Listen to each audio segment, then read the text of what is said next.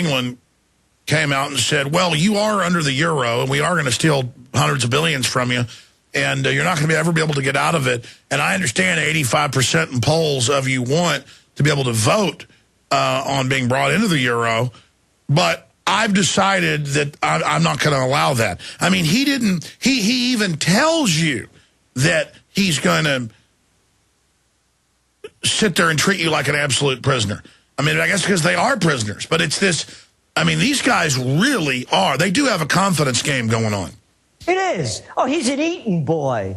You know, these guys, when they fall, there's somebody there to catch them. These guys never got their fingernails dirty in their life. They're a bunch of spoiled little boys. They're only tough when they're up on that podium and they got their phalanx of guards around them, the flunkies, to keep the crowds away. I'd like for them to come to talk to me like that. And I like this Pizza Cat, the guy running for President Kane. Pizza Cat. He said, you know, those people on Wall Street, they're anti-capitalist. No, Junior, you got it wrong. It's anti-capitalist to bail out banks. You got it? It's anti-capitalist to bail out too big to fails. Got it? It's anti-capitalist to give your buddies tax breaks, loan guarantees. Hey, listen, I'm going to come in here. I'm going to create 500 jobs. Oh, great. We'll give you a $40 million tax break. We'll build you an infrastructure, and we'll give you loan guarantees. That's anti-capitalist. This is not capitalism. It's fascism, the merger of state and corporate. That's right. I never hear Rush Limbaugh complain about $1 billion to Jerry Jones to build that stupid football stadium. Colin in England, you're on the air. Thanks for holding. You're with Gerald Celente of the Trends Research Institute. Go ahead. Okay, thank you very much, Mr. Alex Jones. First thing I'd like to say is, if America falls, then the whole world's going to fall. And Mr. Jerry Celente, where I think he's wrong is, if he thinks that this is going to end without a shot being fired, he's completely mistaken. Over there in America, you're allowed guns, but here in England, you're not even allowed to have a bullet. If the police know, say you have a bullet, they're going to come kicking off your door. Well, let me give you a news flash. Let me give you a news flash, Colin. I'm not for violence. You can get any guns you want. You know how easy it is to get guns? All you need is a knife. All you need is a club. You can get all the guns you want. All you got to be is willing to use the club, use the ball-peen hammer. You can get all the guns you want. But it is a culture of not knowing how to use them. You know, that's the real issue and the real problem is there's not a gun culture. They've eradicated it. But, Colin, go ahead and make your point. Okay, well, one of the points I wanted to make is that at 9/11, over here, when I was watching on English TV, it was so nauseating. It was so, I wanted to just push my fingers down my throat and vomit. The point I'm trying to make is, out of all the people in America, if even just say 10,000 people got to ground zero on the day, I mean, that is just a fraction of a 1%. What you needed on ground zero is, say, 4 or 5% of the American population to gravitate on ground zero, and they wouldn't be, the police and the army wouldn't be able to control them, and that's how they have to get their message. All right, 9/11 was an inside job. We all know that, and it was a bad day for everyone. But the New World Order used that as a platform to propagate their propaganda. So what we need to do is use 9/11 and ground zero to push the truth, and not only that. Listen, I hear you, Colin. Colin, I hear you. Finish your point because our guest's got to leave soon, and I want to be able to get to some other callers. What we need is a real push on 9/11. Come 9/11 next year, we need we need more than just a few thousand people at ground zero. One more thing, if you want to sell some T-shirts, I want a T-shirt with your face on it. Those T-shirts will sell. And one more thing, you to me, Alex Jones, you are like a reincarnation of Malcolm X.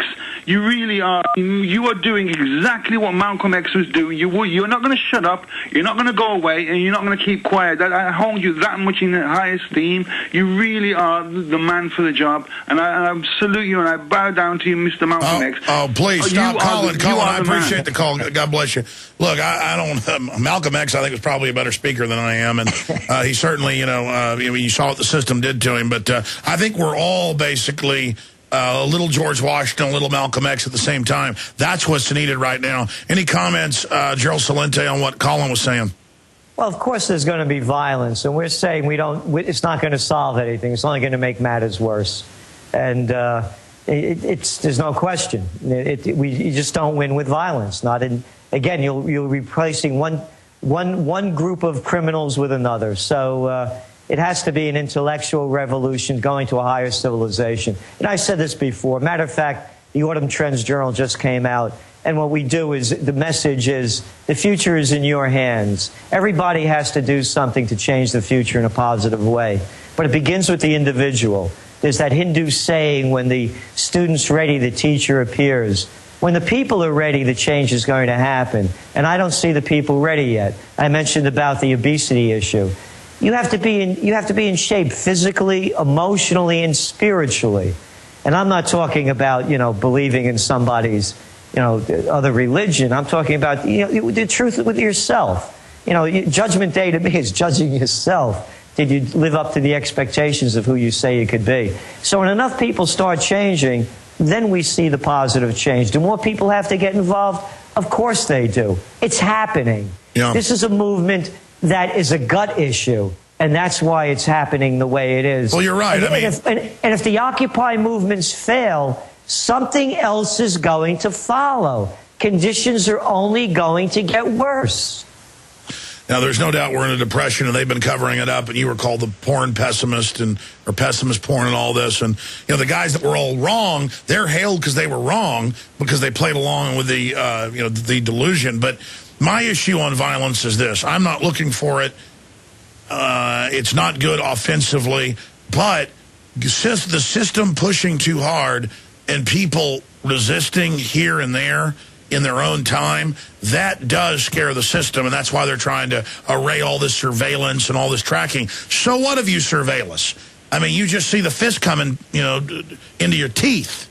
So at a certain point, it's not going to matter. People are like, oh, you're on a list. Good. Put me on the top of it. At a certain point, their attempt as bullies to dominate us is only going to trigger the opposite response. Do you agree with that? Yes, and the other thing that's really changed the deal is that now we're watching them. Yeah. I mean, when you see what goes on, how many people are shooting, footage of every movement?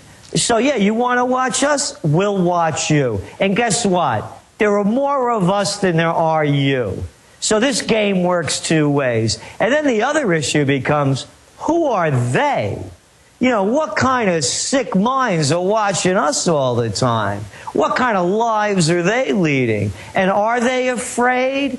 Again, you heard Eric Kitty Cantor say that he was afraid of mob rule down in Wall Street. Oh, you're afraid, little kitty baby? How about going down there yourself and walking through the crowds? Look, they chased, by the way, I stopped going on a lot of the TV shows. I've been turning them down. I don't want to be, I'm picking and choosing what I want to do. And I don't want to be on a lot of these shows to get in an argument with somebody because they want me to believe their ideology. I don't tell anybody what to believe. Believe what you want. But don't tell me I have to believe your line. So when they say, for example, like a Cantor or a Bonner or a Kane or the rest of them, the people should go to Washington, don't tell me what I should do. So the point that I'm making, Alex, the future is in our hands, and what they want you to believe is that you have no power. They have no power. The only thing that they have are a bunch of flunkies to fight for them. Well, I agree with you. I mean, take police in 12 states arresting people that film them in public, even though the courts have all ruled it's constitutional to film somebody in public and record them, but they still keep the arrest going in this desperate temper tantrum to say, don't film us while they're surveilling us. And it's only illustrating to people. They wanted to put Mr. Allison life in prison for filming them in Illinois. And the state attorney came down to the town and went before the judge and said, yes, we want life in prison. We're giving an amicus brief in support of this county. I mean, they're really showing themselves. You're like, really? You want to put a guy with no criminal record because he filmed the police who keep towing his cars from his repair shop business because the police chief's brother or whatever is involved in the business, or one of the top cops' brothers involved in the towing company. You really want to do this? And they're like, yeah, we want life in prison. I mean, at a certain point, it becomes so cartoon land, and their attempt to intimidate us. Do they think with every phone with a camera now, with cameras out the yin-yang, that this is going to intimidate us? I mean, what are they thinking? The opposite is happening, but it shows their disconnect, Gerald. Yeah, the other thing, too, I came to thought, I'm of the first wave of the baby boomers. And the only reason the baby boomers protested so much in the 1960s and early 70s was the draft, the Vietnam War. And the baby boomers have become a caricature of everything they said they hated. They became the worst of what they claimed they didn't want to happen. They became the ultimate consumers. They built the McMansions. They waged wars. They have done everything that they chastised their parents for. I remember that song, I take the 8:15 into the city and I get to work by 9. 8:15 to the city. Now the slaves they're on the roads at 5:30 in the morning. Oh, and the cat in the cradle, the kid, never saw his daddy. Daddy never showed up for the baseball game. Now mommy and daddy are both working, and they shove the kid into a daycare at 6 weeks old. The baby boomers have given us the Gestapo society.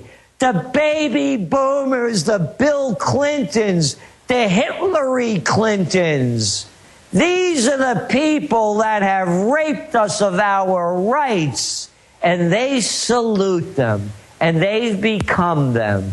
They become everything that they said they hated. I want to go to a few calls. I know you've got to go soon, but they have literally embraced hypocrisy. The joke of giving a peace prize to Obama, and now I saw a month ago they're talking about giving him another one. They're saying all these wars, that's peace. And so, I mean, it's again, it's like they're trying to create a Alice in Wonderland scenario. Yeah. Again, this is who these people are.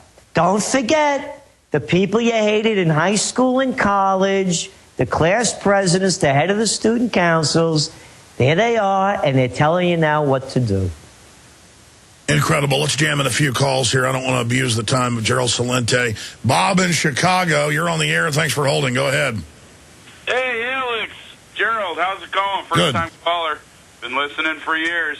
Thank you, brother. What's on your mind? Hey, I got a comment. I think that the belly of the beast is the Federal Reserve. Would you agree?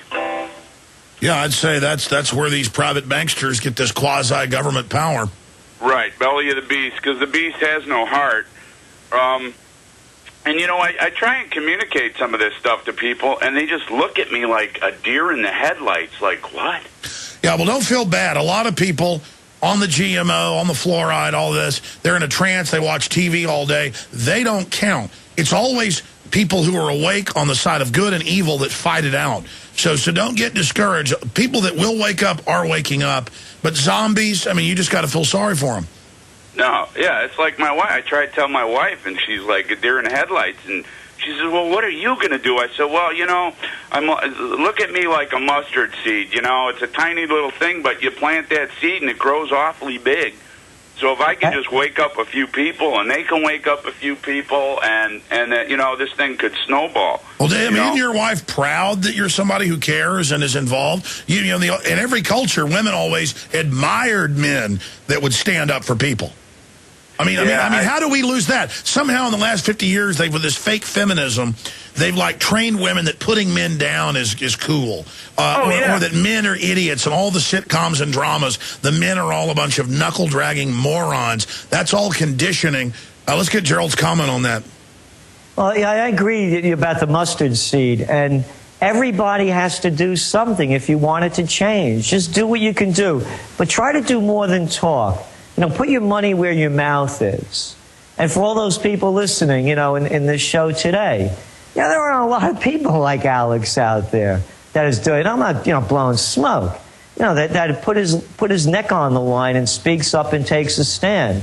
So not only put your money where your mouth is, but do something yourself. Whether it's putting out a banner, whether it is talking to other people, whether it's going to meetings, do something.